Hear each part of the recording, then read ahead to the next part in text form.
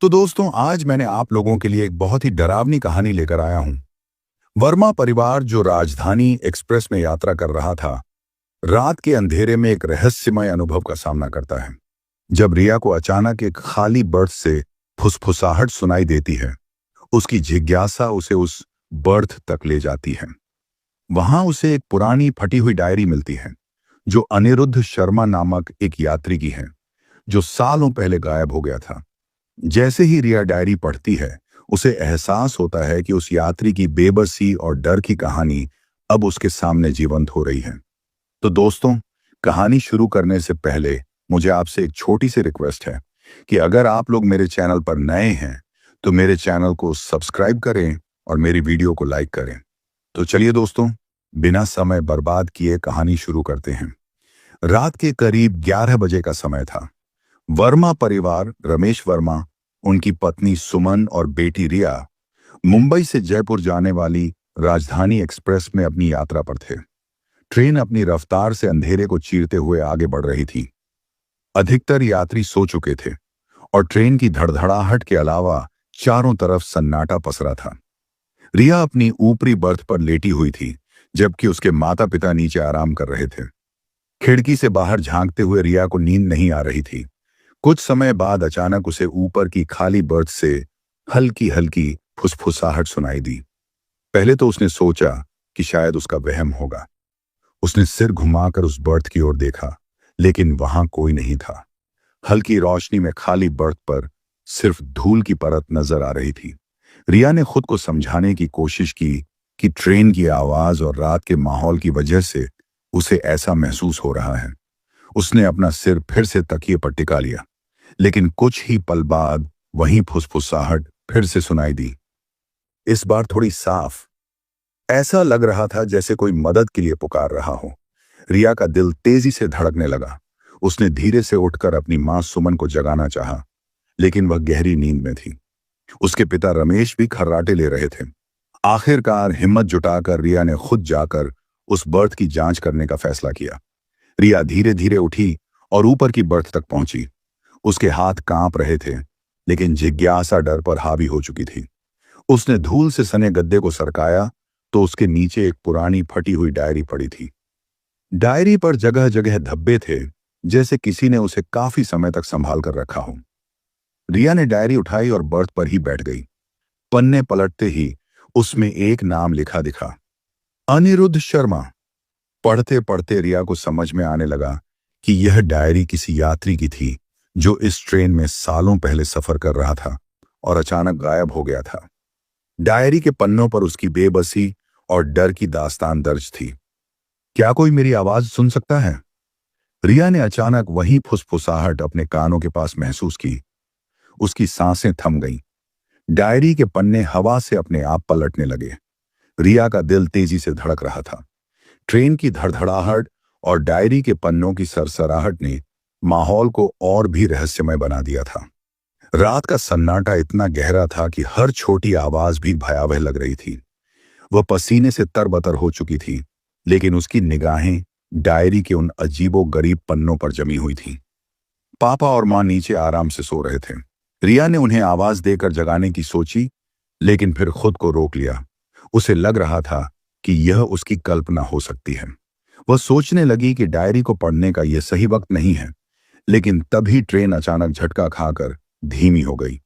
ऐसा लग रहा था मानो किसी स्टेशन पर रुकने वाली हो। रिया ने खिड़की से झांक कर देखा तो बाहर दूर दूर तक अंधेरा पसरा था। कोई स्टेशन नहीं था, केवल घने पेड़ और वीरान मैदान दिखाई दे रहे थे। रिया ने धीरे से डायरी बंद कर दी और नीचे उतरने लगी, लेकिन तभी उसे एक अजीब सी गंध महसूस हुई, जैसे किसी पुराने बंद कमरे में जमी सीलन की। यह गंध धीरे धीरे पूरे डिब्बे में फैलने लगी। रिया ने घबराकर चारों ओर देखा। बाकी यात्री गहरी नींद में थे, लेकिन रिया को ऐसा लग रहा था जैसे कोई बहुत करीब से उसे देख रहा हो। उसने अपने कानों पर हाथ रख लिए, लेकिन कानों में हल्की हल्की फुसफुसाहट अब भी गूंज रही थी। कौन है वहां? उसने धीमे लेकिन कांपती हुई आवाज में पूछा। जवाब में बस ट्रेन की गड़गड़ाहट थी। रिया ने खुद को संभालते हुए सोचा कि शायद यह सब उसकी थकान की वजह से हो रहा है, लेकिन तभी कुछ ऐसा हुआ जिसने उसकी नींद उड़ा दी।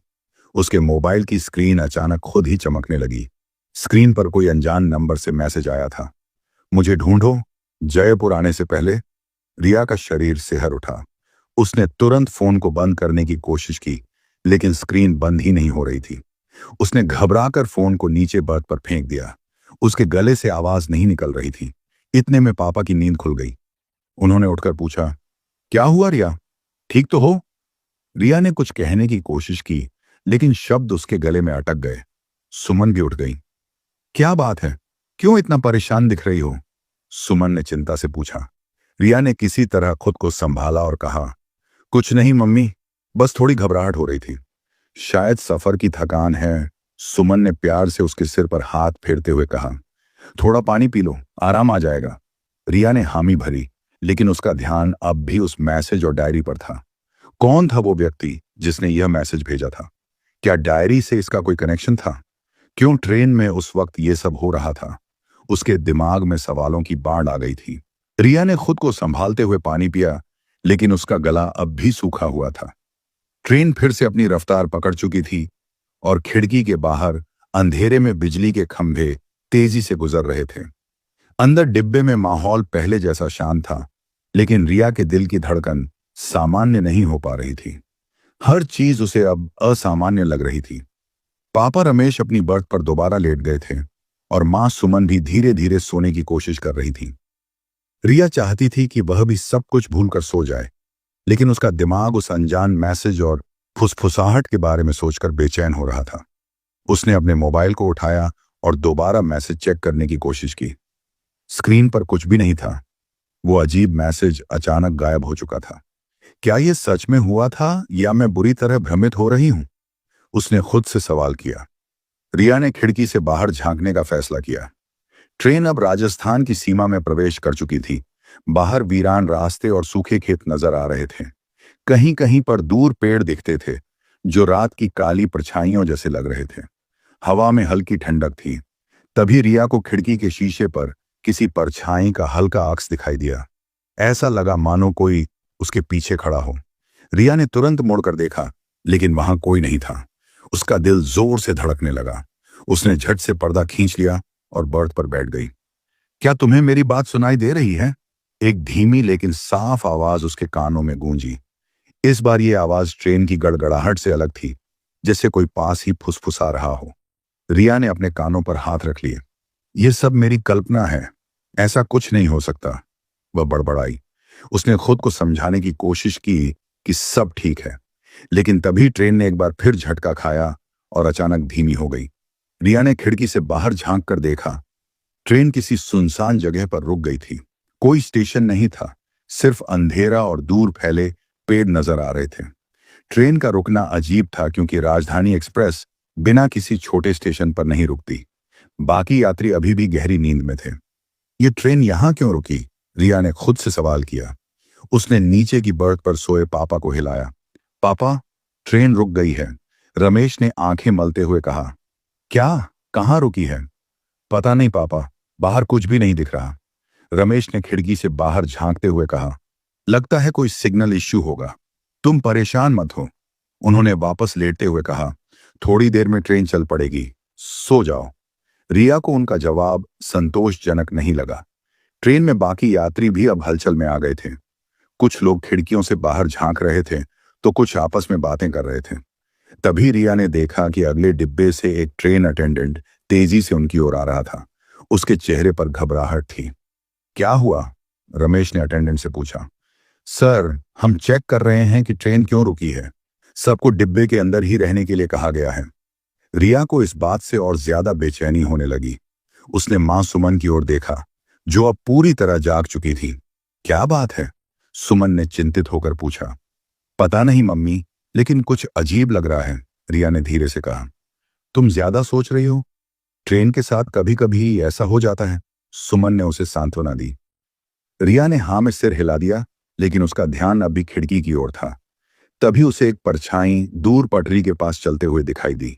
उसने गौर से देखा, कोई व्यक्ति सफेद कपड़ों में धीरे धीरे पटरियों के पास चल रहा था। रिया की आंखें पटरी के पास चल रही उस सफेद परछाई पर टिकी रह गईं। ठंडी हवा खिड़की से भीतर आ रही थी और उसकी रीढ़ में एक अजीब सी सिहरन दौड़ गई। वह चाहकर भी नजरें नहीं हटा पा रही थी। रिया, क्या देख रही हो? सुमन ने उसकी घबराई हुई हालत देखकर पूछा। मम्मी, वो देखो। रिया ने धीमी आवाज में पटरी की ओर इशारा किया, लेकिन जब सुमन ने खिड़की से बाहर झांका तो वहां कुछ भी नहीं था। कुछ नहीं है वहां, सुमन ने उसे आश्वस्त किया। तुम थक गई हो, इसीलिए ऐसा लग रहा है। रिया ने खुद को संभालने की कोशिश की, लेकिन मन में सवाल उमड़ते रहे। क्या उसने सच में कुछ देखा था या ये उसकी थकान का परिणाम था? लगता है सिग्नल प्रॉब्लम है। रेलवे वाले कुछ भी ठीक से नहीं करते।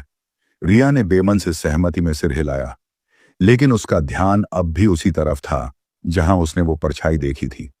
तभी ट्रेन के बाहर से अचानक चीखने की आवाज आई। वह आवाज इतनी जोरदार और भयानक थी कि डिब्बे में हर कोई सहम गया। क्या हुआ? रमेश ने तुरंत खिड़की से बाहर झांकने की कोशिश की। पता नहीं, रिया ने घबराई हुई आवाज में कहा। मैं जाकर देखता हूं। रमेश उठकर दरवाजे की तरफ बढ़े। सुमन ने उन्हें रोकने की कोशिश की। रमेश जी, मत जाइए, पता नहीं बाहर क्या हो रहा है। लेकिन रमेश ने उसकी बात अनसुनी कर दी। वह दरवाजा खोलकर नीचे उतर गए। रिया और सुमन भी घबराई हुई उनके पीछे पीछे दरवाजे तक पहुंची। बाहर का दृश्य और भी भयावह था। ठंडी हवा के बीच अंधेरे में दूर तक सिर्फ ट्रेन की पटरियां नजर आ रही थीं। तभी रिया ने देखा कि वही सफेद कपड़ों वाली परछाई अब पटरियों के पास खड़ी थी। उसका चेहरा साफ दिखाई नहीं दे रहा था, लेकिन उसके हाथ हवा में अजीब तरीके से उठे हुए थे। पापा, वहां मत जाइए, रिया ने चिल्लाकर रमेश को रोका। रमेश ने भी उस परछाई को देखा और ठिठक गए। ये कौन है? उन्होंने चौंक कर पूछा। रिया का दिल तेजी से धड़कने लगा। पापा, वापस आइए, मुझे डर लग रहा है। लेकिन रमेश उस परछाई की ओर बढ़ने लगे। सुमन ने घबराकर उनका हाथ पकड़ने की कोशिश की, लेकिन रमेश आगे बढ़ चुके थे। रिया की आंखें उस परछाई पर गड़ी थीं, जो धीरे धीरे ट्रेन की तरफ आने लगी थी। उसकी हरकतें इंसानों जैसी नहीं थीं, जैसे वो हवा में तैर रही हो। पापा, जल्दी वापस आइए, रिया ने कांपती हुई आवाज में कहा। रमेश ने एक पल के लिए रुककर उनकी ओर देखा, लेकिन तभी वो परछाई अचानक गायब हो गई। रिया का शरीर ठंडा पड़ गया। आसपास का माहौल इतना अजीब और डरावना हो चुका था कि किसी की हिम्मत नहीं हो रही थी कुछ कहने की। रमेश थोड़ी देर के लिए चुपचाप खड़े रहे, जैसे उन्हें यकीन न हो कि उन्होंने सच में कुछ देखा था। रिया और सुमन की आंखों में डर साफ झलक रहा था। हवा अब तेज हो चुकी थी और ट्रेन के चारों ओर अजीब सी चुप्पी छाई हुई थी। पापा, वापस आ जाइए, रिया ने लगभग रोते हुए कहा। रमेश ने खुद को संभाला और धीमे कदमों से ट्रेन की ओर लौटने लगे। उनके चेहरे पर हैरानी और बेचैनी दोनों थे। जैसे ही वह दरवाजे तक पहुंचे, ट्रेन के अटेंडेंट ने भी दौड़कर वहां पहुंचा। आप लोग नीचे क्यों उतरे हैं? यहां रुकना मना है। ट्रेन किसी तकनीकी खराबी की वजह से रोकी गई है, अटेंडेंट ने घबराए हुए स्वर में कहा। लेकिन वो पटरी के पास एक अजीब सा व्यक्ति था, रमेश ने हाँफते हुए कहा। अटेंडेंट का चेहरा एक पल के लिए सख्त हो गया। उसने इधर उधर देखा, फिर फुसफुसाते हुए कहा, सर, यहां कोई नहीं आता। इस इलाके में कई अजीब घटनाएं होती हैं, इसलिए मैं कह रहा था कि कोई ट्रेन से नीचे ना उतरे। रिया का दिल बैठ गया। उसने पापा का हाथ पकड़ लिया और धीरे से बोली, पापा, मुझे बहुत डर लग रहा है, वापस अंदर चलते हैं। रमेश ने बिना कोई विरोध किए उसका हाथ थाम लिया और तीनों जल्दी से डिब्बे के अंदर लौट आए। सुमन ने पानी की बोतल उठाकर रमेश को दी। आपने हमें डरा ही दिया था, सुमन ने कांपती आवाज में कहा। रमेश चुपचाप बैठ गए। उनके चेहरे पर अब भी वो सफेद परछाई घूम रही थी। रिया अपनी बर्थ पर बैठ गई और बार बार खिड़की की ओर देखने लगी। ट्रेन में बाकी यात्री भी अब जाग चुके थे और सबके चेहरे पर बेचैनी साफ दिखाई दे रही थी। ये ट्रेन अभी तक क्यों नहीं चली? एक यात्री ने जोर से सवाल किया। रेलवे वालों को फोन करना चाहिए, दूसरे यात्री ने सुझाव दिया। तभी अचानक पूरे डिब्बे की लाइटें झपकने लगी। यात्रियों के बीच खलबली मच गई। कोई मोबाइल टॉर्च जलाने की कोशिश कर रहा था तो कोई अटेंडेंट को बुलाने के लिए चिल्ला रहा था। रिया का दिल तेजी से धड़कने लगा। लाइट्स की झपक के बीच उसे एक बार फिर वहीं परछाई खिड़की के पास दिखी। ये सब क्या हो रहा है? उसने कांपते हुए पूछा।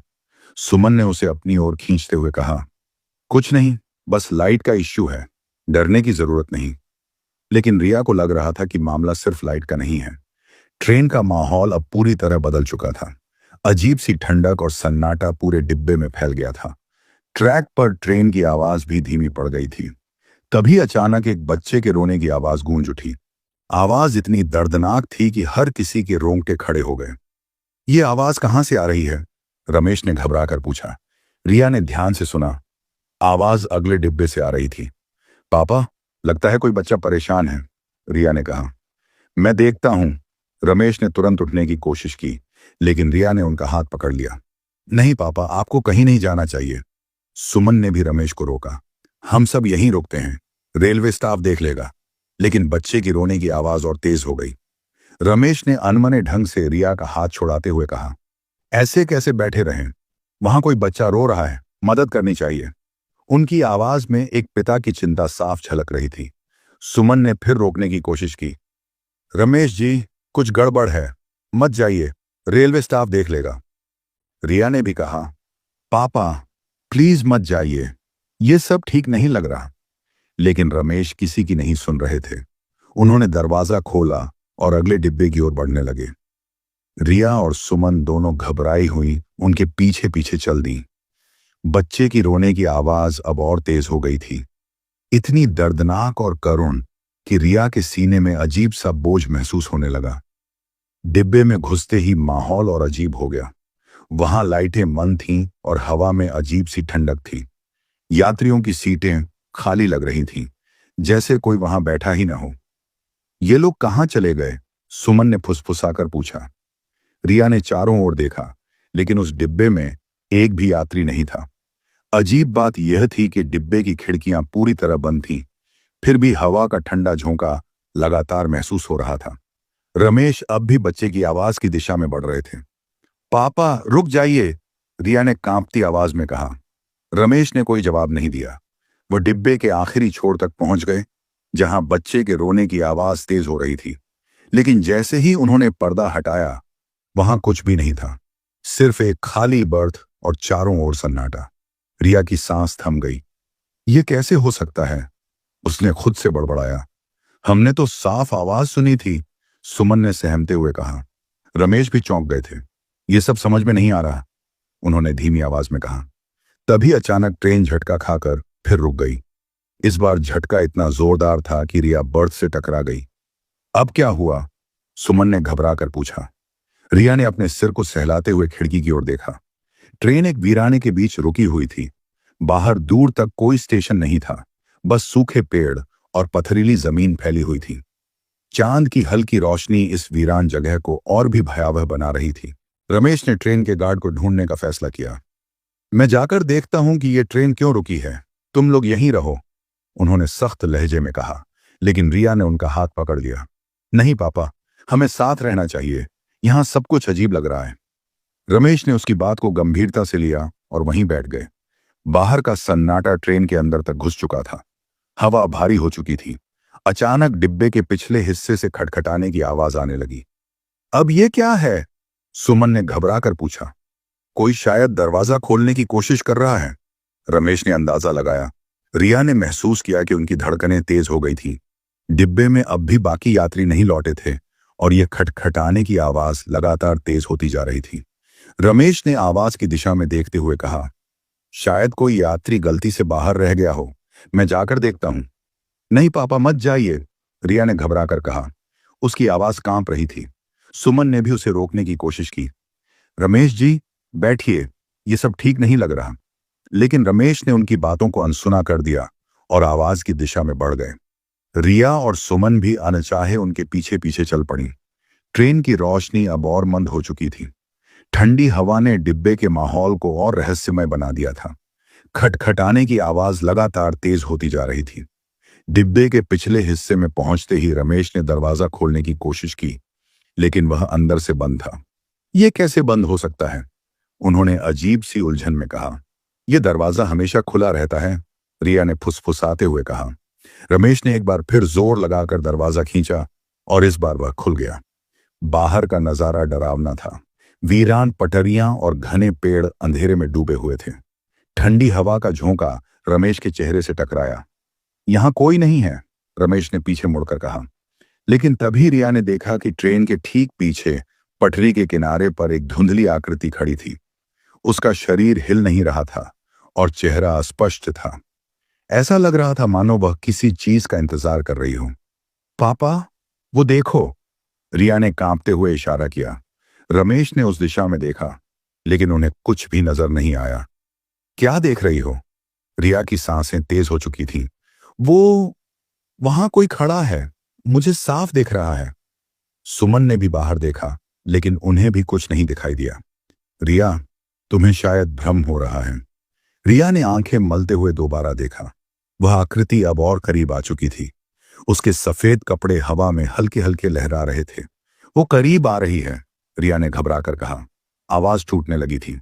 चलो अंदर चलते हैं, रमेश ने सख्ती से कहा। उन्होंने रिया का हाथ पकड़कर उसे अंदर खींच लिया और दरवाजा जोर से बंद कर दिया। सुमन भी उनके पीछे पीछे भागते हुए आई। डिब्बे में वापस आकर तीनों एक बर्थ पर बैठ गए। रिया का चेहरा सफेद पड़ चुका था। सुमन ने उसका माथा छुआ। तुम्हें बुखार तो नहीं है? रिया ने सिर हिलाया। मम्मी, मैंने सच में देखा था, कोई था वहां। यह सब तुम्हारा भ्रम है, रमेश ने गंभीरता से कहा। ऐसी वीरान जगहों पर दिमाग अजीब चीजें सोचने लगता है। रिया चुप हो गई, लेकिन उसका मन अब भी बेचैन था। ट्रेन के अंदर का माहौल अजीब सा लग रहा था। बाकी यात्री अब तक अपने डिब्बों में लौटे नहीं थे। खिड़कियों से बाहर सिर्फ अंधेरा दिखाई दे रहा था। तभी डिब्बे के अगले हिस्से से किसी के भागने की आवाज आई। रिया का दिल फिर जोर से धड़कने लगा। अब क्या हुआ? उसने बुदबुदाया। रमेश और सुमन ने भी आवाज सुनी। रमेश तुरंत उठे। कोई शायद घबरा गया है, मैं देखता हूं। लेकिन इस बार रिया ने उन्हें नहीं रोका। डर अब उसके भीतर इतनी गहराई तक बैठ चुका था कि वह खुद समझ नहीं पा रही थी कि यह सब वास्तविक है या सिर्फ उसका भ्रम। रमेश अगले डिब्बे की ओर तेजी से बढ़ गए। रिया और सुमन ने डर के बावजूद उनका पीछा किया। डिब्बे का माहौल अब पहले से भी अजीब लग रहा था। ठंडी हवा तेज हो चुकी थी और रोशनी बार बार झपक रही थी। बाकी यात्री अब भी नदारद थे। हर कदम के साथ रिया का दिल जोर से धड़कने लगा।